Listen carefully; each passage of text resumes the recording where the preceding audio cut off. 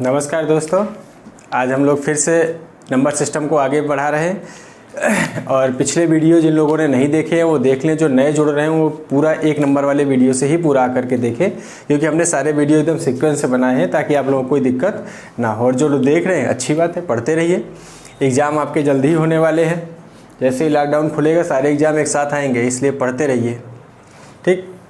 और आज हम लोग पढ़ने वाले हैं, जैसा कि आप लोग देख रहे हैं, दशमलव पद्धति और द्विआधारी पद्धति, इनका कन्वर्जन सीखेंगे आज हम लोग, ठीक। कि कैसे दशमलव पद्धति की संख्या को बाइनरी संख्या में बदला जाता है और कैसे बाइनरी संख्या को दशमलव पद्धति में बदला जाता है। इसका थोड़ा सा इंट्रोडक्शन हमने पहले वीडियो में दिया था आप लोगों को, ठीक।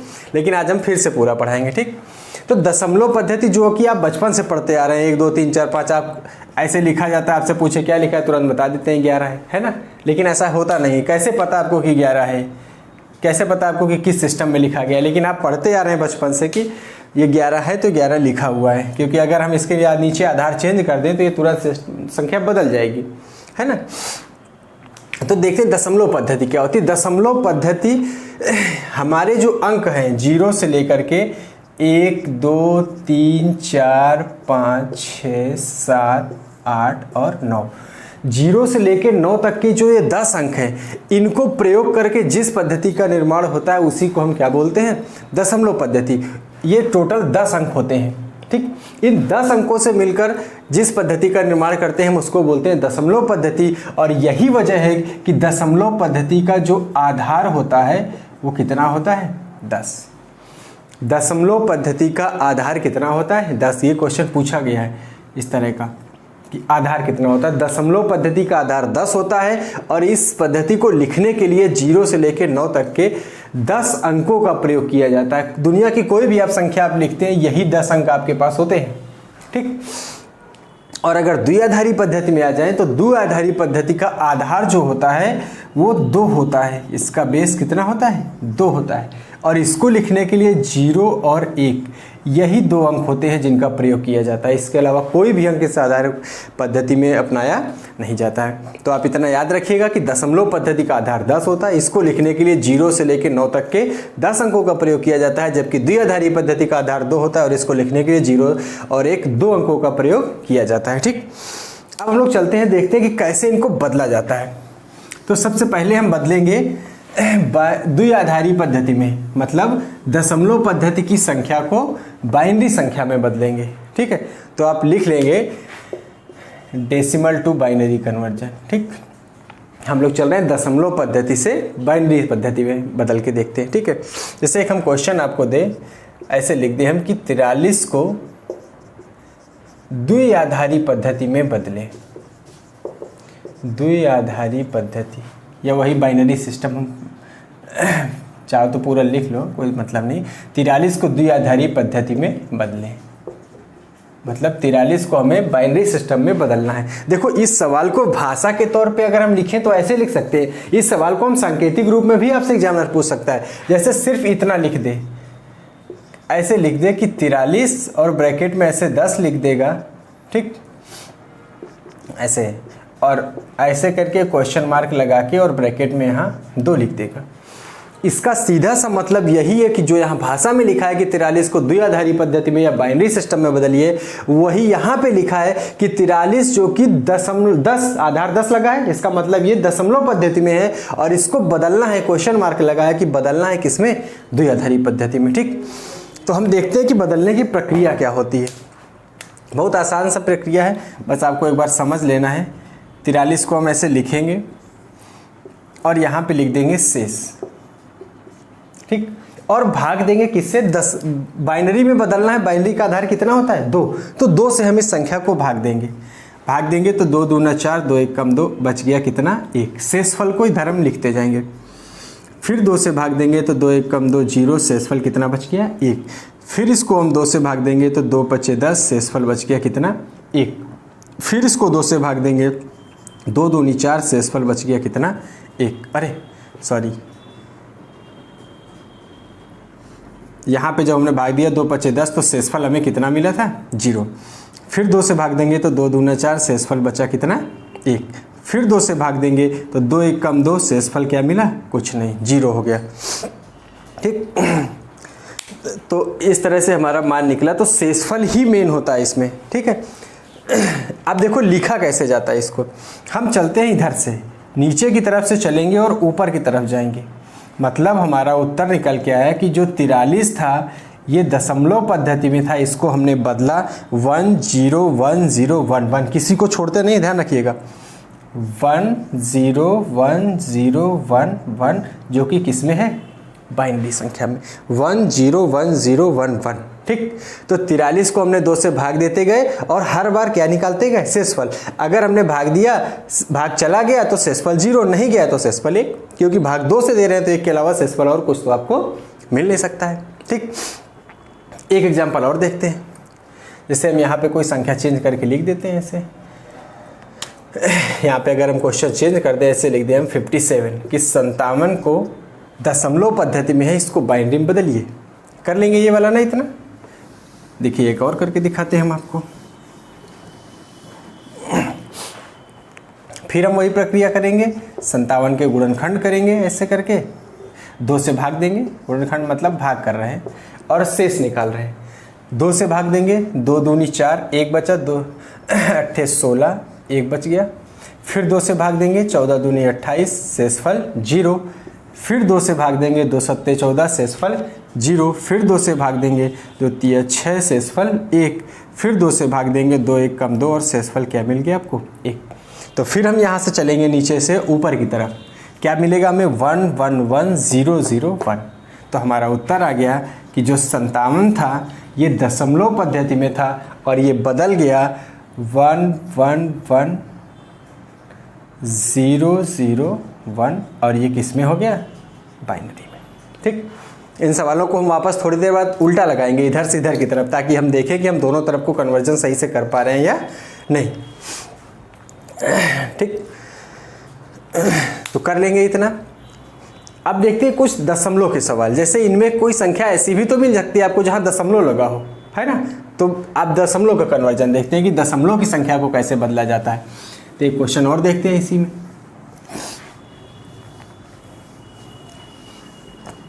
जैसे हम एक एग्जाम्पल और लेते हैं हम लोग इसी का, दशमलव में। अब देखते हैं, ठीक। तो जैसे एक क्वेश्चन आया था हाई कोर्ट RO में, हाई कोर्ट का पेपर हुआ था पिछला RO को, उसमें क्वेश्चन पूछा था कि 28.125 को 28 शायद दिख नहीं रहा आपको, नीचे कर देते हैं।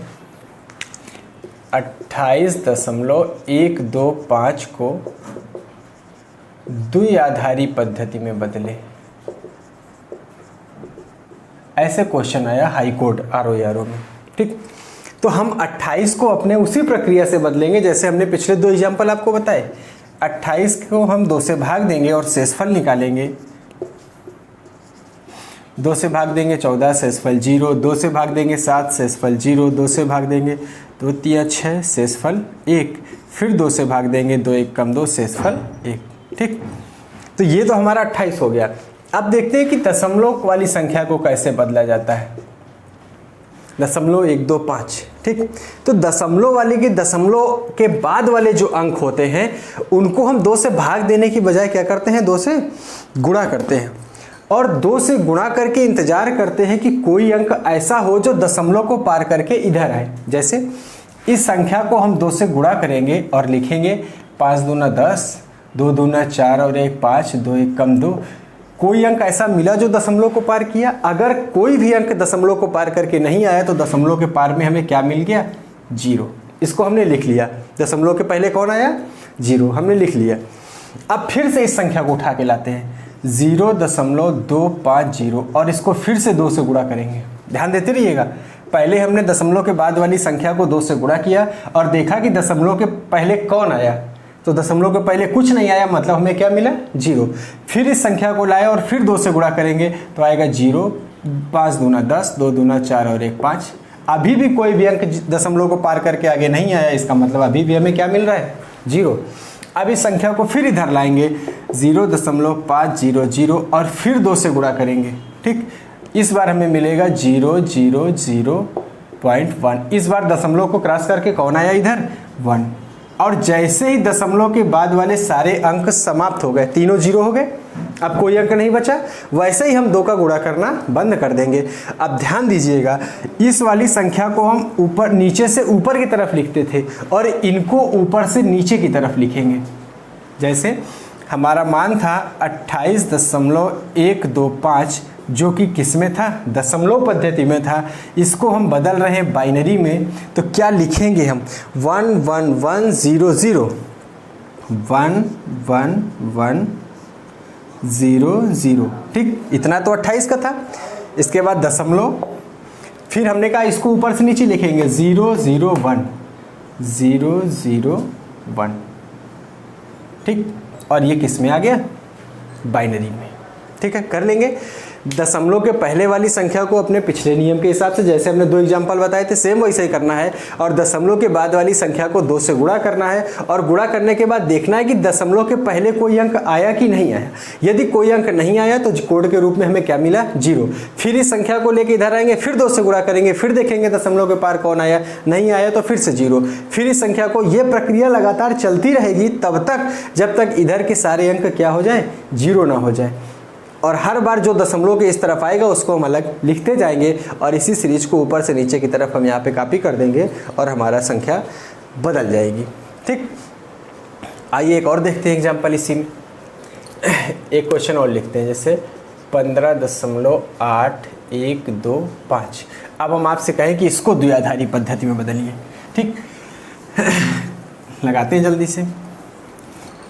आप वीडियो को रोक करके क्वेश्चन लगा सकते हैं, फिर आप आंसर देख लीजिएगा बाद में हमने क्या सॉल्व किया है ना। तो पहले 15 को चेंज करते हैं, फिर वही काम करेंगे हम। शेष निकालेंगे 2 से भाग देके, 2 से भाग देंगे, 2 सत्ते 14, शेष बचा 1, फिर 2 से भाग देंगे, 2 तिया 6, शेष बचा 1, फिर 2 से भाग देंगे, 2 1 कम 2, शेष बच गया 1। अब आते हैं 0.8125 के पास, ऐसे। तो हमने कहा सबसे पहले इसको 2 से गुणा करेंगे और देखेंगे कौन दशमलव को पार करके इधर आता है। तो 5 दूना 10, 2 दूना 4 1 5, 2 1 कम 2, 8 दूनी 16। तो कौन पार करके आया, 1। दशमलव को 1 पार कर गया। अब इस जो संख्या दशमलव के इधर आ गई उसको हमने बाहर कर दिया, अब ये छूट गई। फिर हमारे पास संख्या क्या बची, दशमलव के बाद वाली ही संख्या बचेगी केवल, 0.6250। फिर इसको 2 से गुणा करेंगे। अब इस 1 को नहीं लाएंगे, ये 1 तो हमने ले लिया कोड के रूप में। फिर 0 गुणा करेंगे तो आएगा 0 0, 2 दूनी 4 1 5, 6 दूना 12। तो दशमलव के पार कौन आया, 1। इस 1 को फिर हम बाहर से लिख देंगे और फिर शेष बची संख्या को उठाकर वापस इधर लाएंगे तो आ जाएगा 0.2500। फिर 2 से गुणा करेंगे तो आएगा 0 0, 5 दूना 10, 2 दूना 4 और 1 5। इस बार दशमलव के इस तरफ कोई भी अंक नहीं आया तो हमें कोड क्या मिला, 0। अभी भी यहाँ पे दशमलव के बाद अंक है तो फिर हम इसको इधर लाएंगे और फिर यही काम करेंगे, फिर 2 से गुणा करेंगे तो आएगा 0.1। अब दशमलव के पार कौन आ गया, 1, ठीक। दशमलव जो भी अंक पार करता है उसको हम अलग लिख लेते हैं और उसको आगे नहीं ले जाते हैं। आगे हम सिर्फ दशमलव के बाद वाली संख्या को ही ले जाके 2 से गुणा करते हैं। और हमने बताया कि इस वाली संख्या को हम नीचे से ऊपर की तरफ लिखते हैं और इसको ऊपर से नीचे की तरफ। मतलब हमारा उत्तर आएगा 15.8125 जो कि दशमलव पद्धति में था, इसको हमने बदल दिया 1111 पॉइंट, क्योंकि ये दशमलव के पहले वाला मान था, दशमलव के बाद वाला था 1101 जो कि किस में आ गया, द्विआधारी पद्धति में, ठीक। तो कर लेंगे इस तरह से सवाल। तो ये था हमारा दशमलव पद्धति से द्विआधारी पद्धति में कन्वर्जन, ठीक। अब यही सारे सवाल हम उल्टा लगाते हैं ताकि हमें एक चीज़ उत्तर भी कंफर्म मिल जाएगा और सवाल लगाना भी हम सीख जाएंगे, ठीक। तो अब हम लोग आते हैं कि कैसे बाइनरी से दशमलव पद्धति में जाया जाता है। बाइनरी पद्धति से कैसे दशमलव पद्धति में लौटेंगे हम। तो पहला क्वेश्चन का आंसर क्या आया था जरा देखते हैं। पहले क्वेश्चन का आंसर आया था हमारा 101011 जो कि बाइनरी पद्धति में था। अब इसको हम वापस लेके जाते हैं किसमें, दशमलव पद्धति में, ठीक। यही आप उत्तर आया था ना पहले क्वेश्चन का। अब इसको हम वापस लगाते हैं कि कैसे हम, क्योंकि पहला क्वेश्चन जो था शायद 43 को हमने बदला था। देखते हैं क्या इसको सॉल्व करके वापस 43 मिलेगा हमें। तो देखो कैसे सॉल्व किया जाता है। इस संख्या को हम ऐसे ही लिखते हैं 10, इसको ऐसे करके लिख लेंगे, ठीक। अब इसको लिखने के बाद देखिए इधर से शुरू करेंगे, इस साइड से लिखना। सबसे पहले हम 1 लिखेंगे, 1 का 2 गुना 2, 2 का 2 गुना 4, 4 का 2 गुना 8, 8 का 2 गुना 16, 16 का 2 गुना 32। ये एक के नीचे एक अंक लिखे हुए हैं ऐसे। अब हम इनका आपस में गुणा कराएंगे, ठीक। तो 1 का गुणा 1 में करेंगे 1 आएगा, प्लस 1 का गुणा 2 में करेंगे 2 आएगा, प्लस जो 0 का गुणनफल है वो तो खत्म हो जाएगा, 0 में 4 गुणा करेंगे 0 हो जाएगा। ऐसे यहाँ 0 में 16 का गुणा करेंगे 0 हो जाएगा, कोई मतलब नहीं, तो यहाँ 0 आएगा। प्लस 8 का गुणा 1 में करेंगे तो 8 आ जाएगा, 32 का गुणा 1 में करेंगे तो 32 आ जाएगा।